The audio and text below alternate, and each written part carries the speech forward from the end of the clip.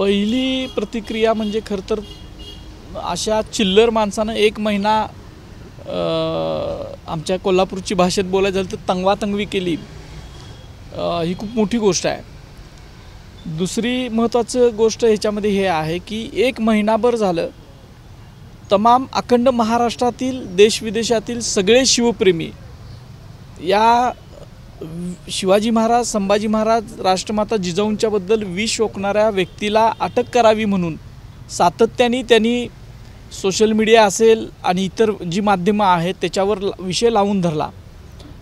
त्या सगळ्या शिवप्रेमींचं पहिल्यांदा मी आभार मानतो की त्यांनी खूप चांगल्या पद्धतीनं पाठिंबा दिला या सगळ्या ह्याला, आणि त्यामुळं शासकीय यंत्रणेवर दबाव आला आणि पोलीस यंत्रणेनं सुद्धा चांगलं काम केलं. आमचे वकील असीम सरोदे असतील, माझे सगळे सहकारी असतील, सगळे पाठीमागे राहिले आणि एका विकृत व्यक्तीला, विकृत इतिहास सांगणाऱ्या व्यक्तीला अटक झालेली आहे आणि त्याबद्दल समाधान आहे. पण इथून पुढं जाऊन जोपर्यंत कायदेशीररित्या अशा व्यक्तीला शिक्षा होत नाही तोपर्यंत हा लढा चालूच राहील. तर आज त्याच्या जामीन अर्जावर उच्च न्यायालयामध्ये सुनावणी देखील होणार होती, मात्र ही सुनावणी होण्याआधीच त्याला ताब्यात घेतले गेले. हा योगायोग म्हणायचा का? तुम्हाला वाटतं का ज्या पद्धतीनं गेले महिनाभर तो पोलिसांना मिळत नव्हता आणि आज ही सगळी सुनावणी होण्याआधी तो सापडलेला?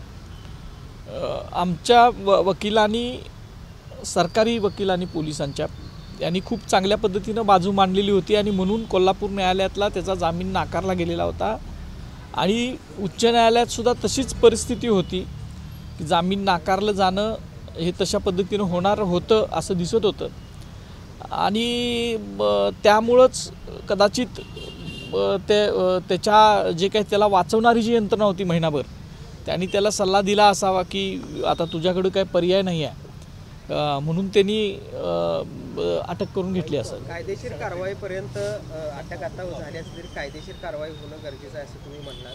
मात्र असीम सरोदे यांनी युक्तिवादादरम्यान देखील कोर्टामध्ये सांगितलेलं होतं की कोल्हापुरातील देखील काही वरिष्ठ पोलीस अधिकाऱ्यांचं मार्गदर्शन तो घेतोय. मग अशा परिस्थितीमध्ये तुम्हाला वाटतं का की ही सगळी केस स्ट्रॉंग होण्याच्या दृष्टीनं कोल्हापूर पोलीस देखील प्रयत्न करतील? खरं तर मोबाईलचे जे तांत्रिक पुरावे जे आहेत ते सगळे पोलिसांच्याकडे अगोदरच जमा केलेले आहेत आणि त्यामुळं ह्याच्यावर चांगल्या पद्धतीनं कारवाई होईल असा मला विश्वास आहे, कारण ही लोकशाही आहे. पण जे काही मंडळी त्यांना सपोर्ट करत होती अशा मंडळींचा सुद्धा शोध आता घेतला पाहिजे.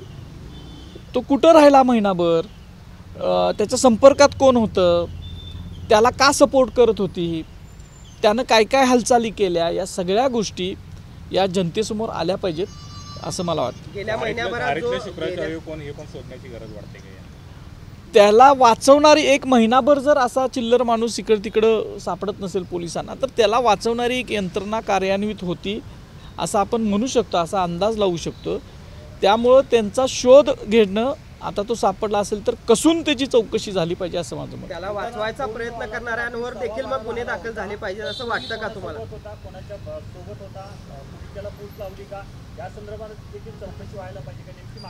त्यांच्यावर देखील कारवाई झाली पाहिजे का? कारण महिनाभर त्यांनी त्याला ज्यांनी आश्रय दिला त्यांच्यावर देखील कारवाई. ज्यांनी या व्यक्तीला समर्थन दिलं, सपोर्ट केला, वाचवण्याचा प्रयत्न केला, त्या सगळ्यांचे चेहरे या महाराष्ट्राच्या समोर आले पाहिजेत.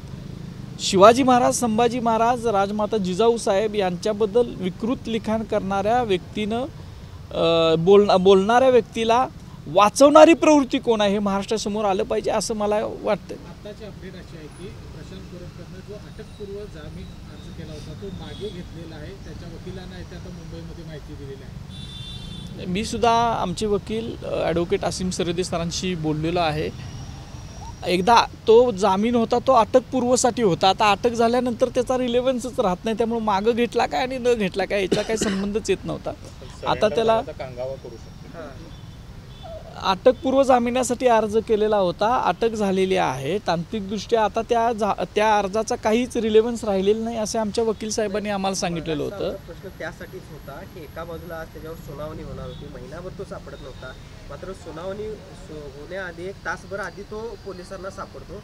हा योगायोग मग म्हणजे कसं बघताय या सगळ्या? या सगळ्याचाच तपास केला पाहिजे असं माझं मत आहे.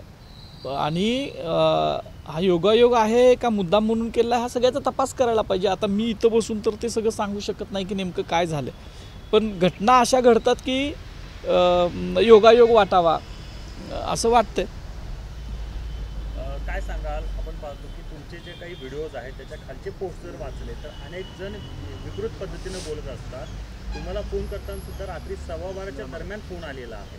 म्हणजे कुठेतरी वेगळ्या पद्धतीनं जे खरे विचार मांडतात त्यांना रोखण्याचा प्रयत्न केला जातो या महाराष्ट्रात असं वाटतंय. सगळ्या भारतभरातच गेले 10-15 वर्ष ही परिस्थिती आहे. कारण सगळ्या भारतात आपली मित्रमंडळी आहेत. जे सत्य इतिहास मांडत असतात त्या सगळ्यांना असा त्रास दिला जातो. अत्यंत खालच्या पातळीवर जाऊन ट्रोलिंग केलं जातं, कुटुंबावर बोललं जातं. आणि ही सगळी मंडळी जी आहेत ती प्रोफाईल लॉक असणारे असतात किंवा एका विशिष्ट विचारधारेच्या संबंधित एका विशिष्ट विचारधारेच्या फॉलोअर असणारी ही सगळी मंडळी आहेत. आणि ही विकृत मंडळी आहेत. त्यांना फक्त ते पाठीमागून धमक्या ते देतात.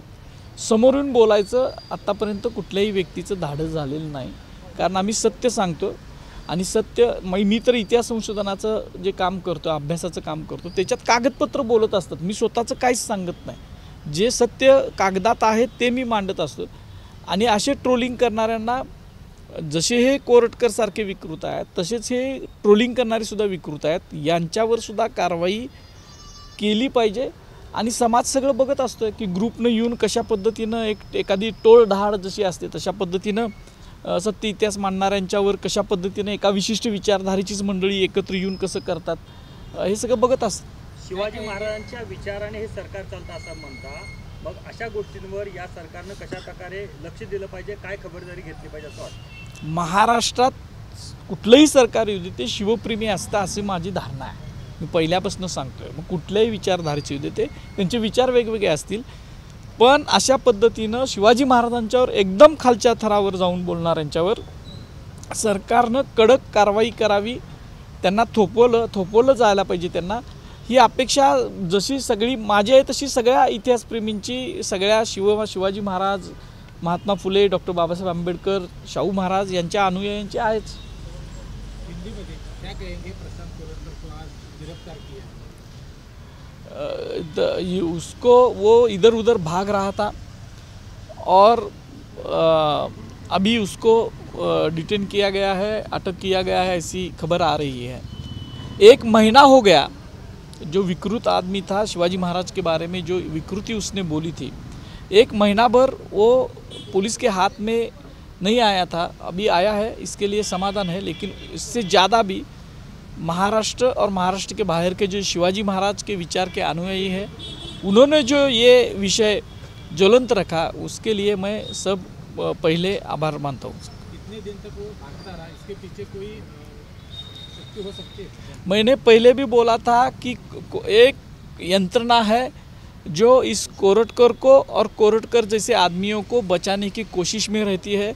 ये कौन सी यंत्रणा है, इसका जो तलाश है वो पुलिस दल ने भी किया चाहिए और महाराष्ट्र का जो शिवप्रेमी मंडली है उन्होंने भी की चाहिए.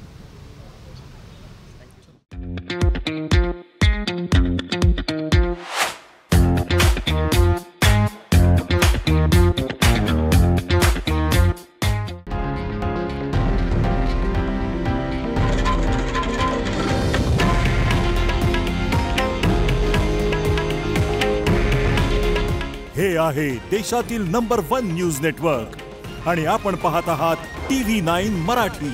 काळजी तुमची, हित महाराष्ट्राचं.